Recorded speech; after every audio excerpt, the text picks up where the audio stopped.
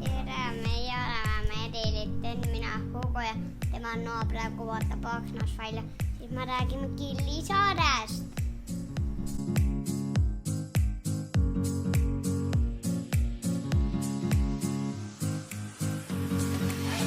Kui me oma pali kuuajalist tsüklit alustasime Nusa Lembongani saarel, kus meile väga meeldis, siis olime 2 nädalat palil, siis lõpus mõtlesime, et lähme uuesti saare peale, kuhu me tegelikult tahtsime ka enne väga minna, nimelt Killisaared, millest meil on väga palju head kuulnud, aga kuna sinna oli umbes 2-tunnine laevasõit ja me olime veits nagu kartsime seda, siis me alguses matsime selle plaani maha, aga kui me Lembonganil ära käisime, siis me nägime, et tegelikult see nagu liiga hull ei ole ja tõenäoliselt me elame selle üle.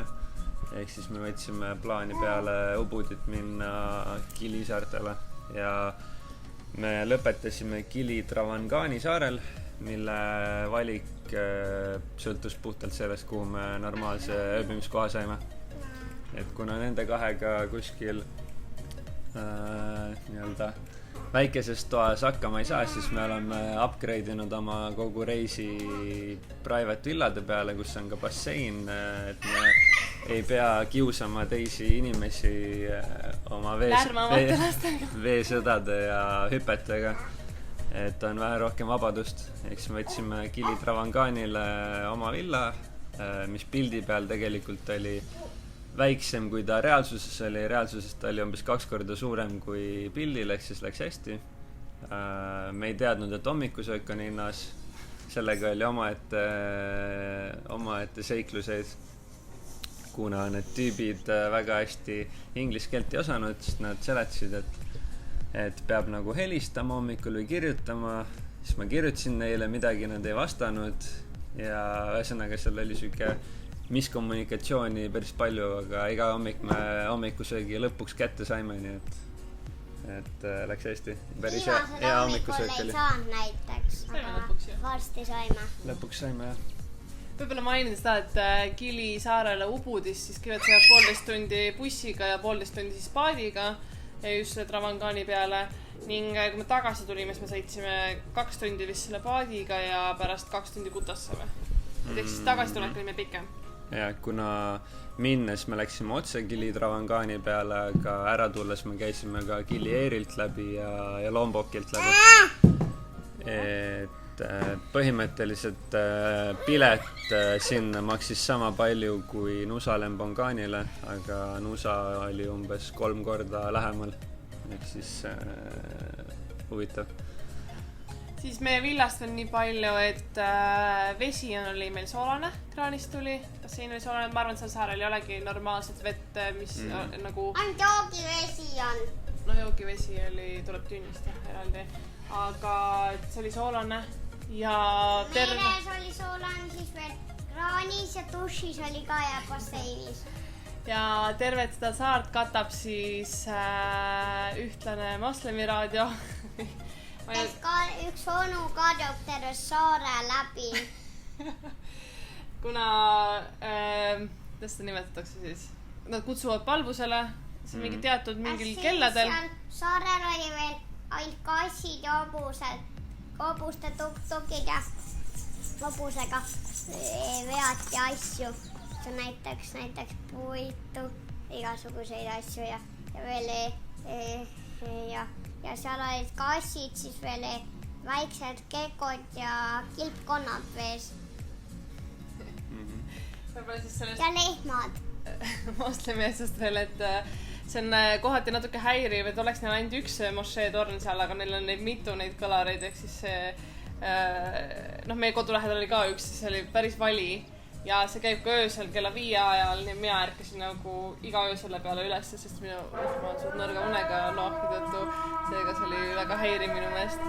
No ma ütleks, et kui me esimene päev jõudsime saarele, siis me sõime lõunat selle mošee kõrval põhimõtteliselt ja siis see oli ikka nagu väga valim. Mõtlesin, et kui me terve nüüd aja peame sellise lärmi käes olema, siis seda küll nagu üle ei ela, aga tegelikult see nagu ei ole nii häiriv.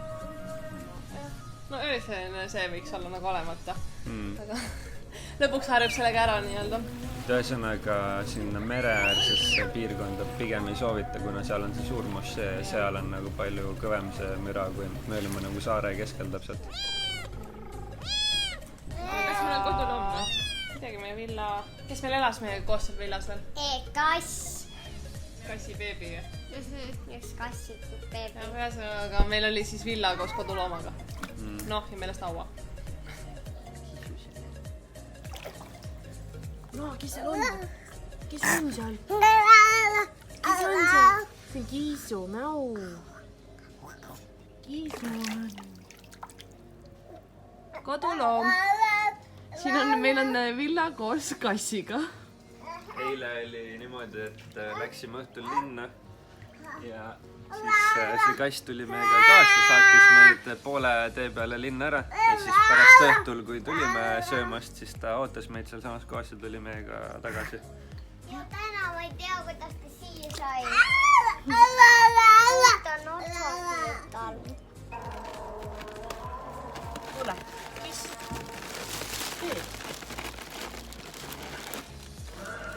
Ranis meie prügikotti. Ma päästan ära ta nüüd. Me jäime üks päev ju ukse taha lukku.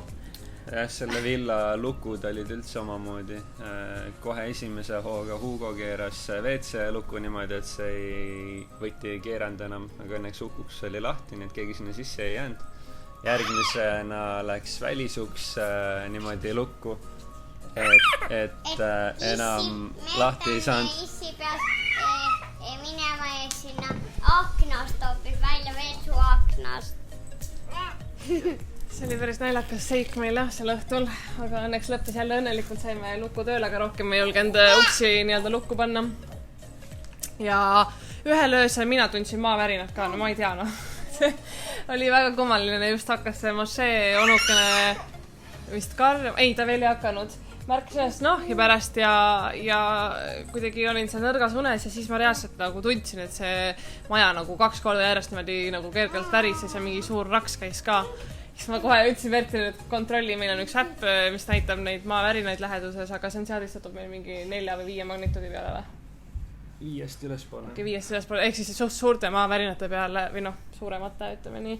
Nii et noh, seda see ei registreerinud küll midagi, aga kui ma vaatasin üldist mingit kaarti pärast, siis kuskil meist ikkagi natuke kaugemal oli olnud mingi maavärin öösel. Aga no ma ei tea. See oli liiga kaugel. No jaa, aga nagu ma tundsin maavärinad, ma ei tea. Aga samal ööl pärast hiljem hakkas ka äiksetorm, mis paukus täiega, vihma ei sadanud ega midagi, aga täiega müristas ja paukus. Ja siis hakkas see mošee onu rääkima veel öösel kõva häälega, nii et see oli nagu ulmefilmis oleks olnud, nii et ma ei tea, ma olin ühel ööl ulmefilmis. Ma ei tea, kuidas teiega, aga mul on ööd väga huvitavad. Nii, aga see Kili saar siis on hästi nunnu, väike hipisaar. Seal on mingi teema nende magic mushroomidega ka, aga neid me ei proovinud, ei oska öelda. Siis ma ei ütleks, et seal palju oleks mingid pidutsejaid. Ma ei tea, me nii hilja õhtul nagu ei jäänud sinna baaride alasse, et neid baare oli küll seal väga palju ja... Aga kuidagi üldse baare ja asju hästi paljugi inimesi on nagu mingi meelelt. Ma mõtlengi, et võib-olla me käisime liiga vara seal. Et pidu ei olnud veel käima läinud. No jah, aga et see saar oli siis esimene koht, mis meile hullult meeldis. Mitte esimene koht meile meeldis Lembongani ka, aga tõesti, ma arvan, et see on minu lemmiksaar praegu sellest reisist. Väljata see Karju mošee, aga... Minu oma oli ka see ja Kambodža oli ka see, aga... Praegu võime üldse öelda, et sellised väiksed saared on nagu meie kõige lemmikumad kohad, kus me siin reisil oleme käinud. Kambodžas Koh Rong San Loem, siis Nusa Lembongan ja Kili Travangan. Et need on nagu kõige ägedamad kohad olnud siiamaani reisist. Jah. Siuksed meielikud, looduslähedased ja siuksed hipikad. Jah, see Kili saar oli tõesti siuke hipi, seal ei ole ühtegi mootorsõiduki liiklust, seega seal on ainult hobused ja jalgrattad, millega inimesed liiklevad, seal on ainult kassid.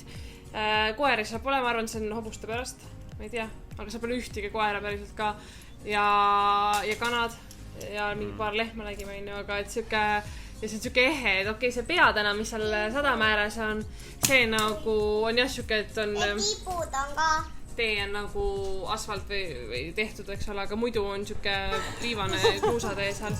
Ja seal on suhteliselt palju kohalikke elab, siis on suht suur kontrast, kui ise elad seal basseiniga villas ja siis kohalikud elavad seal mingis väikeses, ma ei tea, hütt on isegi palju öeldud selle kohta. Seal on palju söögikohti ja me käime iga õhtu ühes ööturul. Meie lemmik söögikohaks on kujunenud turud, kuna seal on ehtne toit ja soodsa hinnaga. Ehk siis seal pakuti, või mida me sõime, oli värskelt grillitud vardad, liha, kala, juurviljad, grillitud tempe, grillitud tempet, üks õhtu hellitasime ennast mingi suure, väga suure hiidkrevetiga. Mina tahtsin seda. See oli piisavalt liiga väike ka, et kõik ei saanud süüa, ka jätkus. Ja, no sai ära maitsta, et tal seda liha nii palju nüüd seal sees ka päris ei olnud. Aga saime ära proovida. Ma ei tea, kui suur ta oli, aga mingi selline. Ei ole. Selline. Pigem mingi siukene. Ei olnud nii väike, see oli selline. No, oli siis siuke. Selline. Selline oli. Ja ohtralt teeme smuutit turul. Mis me veel tegime? Snorgeldamas käisime ohtralt. Emmega nägime üks päev kilpkonna. Nii kahte. Kannasid, jah. See ongi siis selle saare eripära, sa saad minna otse kaldast snorgeldama ja seal vees siis ei ole ainult kalad, vaid on ka kilpkonnad, mis oli, ma ei tea, minu meelest kõige nädam asi üldse. Sa reaalselt näedki neid suuri merikilpkonni ja nad on päriselt ka seal, et sa ei pea minema mingile paadituurile või siuksesse feiki nagu kohta neid otsima, vaid nad ongi seal, nad päriselt ka on seal. See on mega äge. Aga kahjuks järgnevatel päevadel olid ka need meduusid seal, seega me läksime Uuga koju, mõtlen, et järsku nagu täiega hakkab nagu kipitama mõnest kohast ja üritasin nagu edasi ujuda, aga siis ma vaatasin vee alla, see kubises lihtsalt nendest meduusidest, seega järgnevatel päevadel oli suht raske see snorgeldamine. No nad olid suht väikesed, aga nad kõrvetasid päris mõnuga. Nii et oli veits keeruline sinna ujuma minna. Väga inimesed ei käinud ka. Kõige viimasel päeval käisime kujuringis ja nägi issi ka kilpkonnad ära. Ja seal keskmisel saarel Kilimenol on tehtud vee alla kunstniku poolt veealused kujud, mida käiaks siis vaatamas. Kujuring.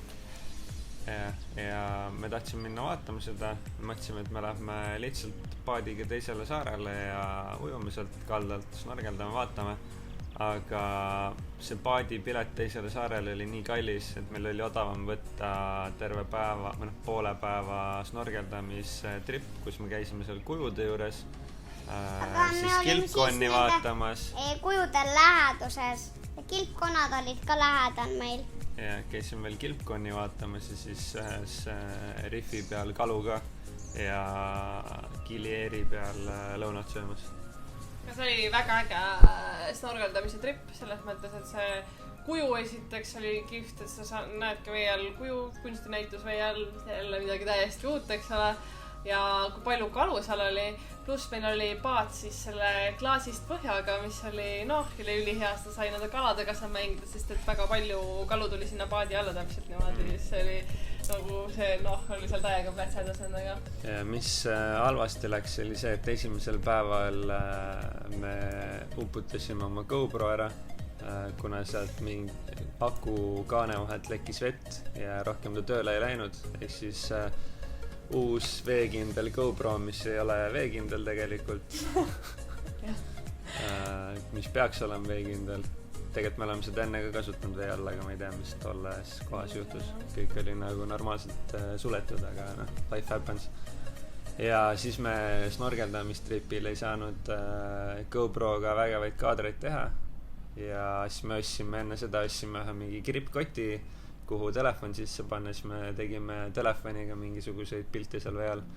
Aga kilpkonni me siis ei vaadanud enda saarel, otsinud enda saare kaldast, vaid Kili Meno jah küljest siis ja seal oli ka neid päris palju. Seal oli palju rohkem neid. Jah, sest seal ei ole seda paadiliiklust ja inimesi tegelikult ei ole, et ilmselt neil on seal parem pesitseda kui seal Travangani ääres. Aga kes on huvitav niimoodi, et nad on seal põhjas, mingi pikutavad või magavad seal, sa alguses ei näegi neid, kui sa nagu tähelepanelikult ei vaata. Ja siis, kui see tüüp sukeldus sinna alla ja kõditas neid veits kõhu all, siis nad nagu läksid ujuma. Siis oli päris äge, kuidas need mingi meetrised kilpkonnad seal ujuvad aeglaselt, tulevad vee peale õhku võtma. See kalade, sellest küll ühtki kaadrit ei ole, kui kalad olid nagu ümber, aga see, kuidas ta nagu, nad viskavad seda kaladele seda saia ja siis neid kalu on see ümber nii palju, et siuke tunne nagu saaksid mingis mega suures kala akvaariumis, sest sa lihtsalt kubised nagu kaladest, see oli hästi äge. Oot, aga tegelikult ma ei teagi, meil ei olegi vist midagi muud rohkem Kili kohta öelda või? No me tegime veel saarele ringi peale, mis oli päris hea matk. Matka 6 kilomeetrit või kokku. Jah, matka lõpus. Rõõtuge sissi seal mul massaažitama jalgu, kui filmi vaatasime. Matka lõpus oli siuke hetk, kus meie eest jooksis läbi lihtsalt terve kari hobuseid vabalt. Jooksid sinna merre õhtusuplust tegema. Ja siis saime neid veid seal lähedalt ka vaadata ja nuinutada. See oli nagu unistus või muinasjutt lihtsalt siuke veidike juba looju päikese golden hour umbes ja siis on need hobused seal vees, nii et see oli täiega ilus. Aga meil jäi nagu, tegelikult ma ütlesin, et ajast jäi nagu väheks, kuigi ma olin 6 päeva või 7 päeva lausa või? 6 ööd on ju, et oleks tegelikult võib-olla isegi võinud pikemalt olla. Ma ei tea, meil ei tekkinud seda tunnet, et nüüd ma oleks valmis lahkuma, ma oleks nagu igav hakanud siin, et ma oleks võinud veel tegelikult seal olla, et seal läks aeg kuidagi nii kiiresti. Üldiselt meil hakkab suhteliselt kiiresti igav. Et mingi 7 ööd ühes kohas olla, siis nagu viimased 3 päeva on juba siuke mingi vaikselt hakkab igav. Aga seal oli kuidagi, kogu aeg oli teha midagi, huvitav oli. Ja päevad läksid hästi kiiresti, ma ei tea, see oli hästi veidel kuidagi. Ja selle, kui me matkal käisime, siis ma olin veits metsa kasvanud ja rannas oli üks barbershops, ma lasin endal juuksed seal veits ära trimmida mingil suure õllekõhuga kohalikul tüübil. Ma arvan, et sul pole ammu vist on nii viisakad sõekud. Selliseks lõikas nüüd on. Edasi me ööbisime ühe palil ja siis lendasime juba edasi Singapuri, millest me räägime järgmine kord. Ja siis siia. Okei. Ciao. Ciao.